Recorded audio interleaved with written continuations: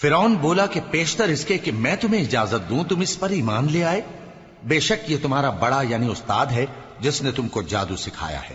سو میں تمہارے ہاتھ اور پاؤں مخالف سمت سے کٹوا دوں گا اور تم کو کھجوروں کے تنوں پر سولی چڑھوا دوں گا،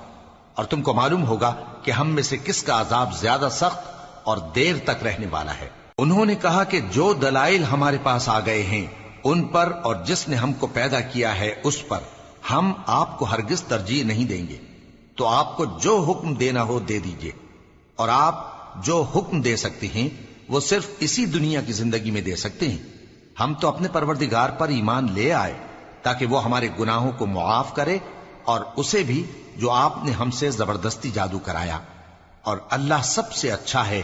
اور ہمیشہ باقی رہنے والا ہے۔ جو شخص اپنے پروردگار کے پاس گناہگار ہو کر آئے گا تو اس کے لیے جہنم ہے جس میں نہ وہ مرے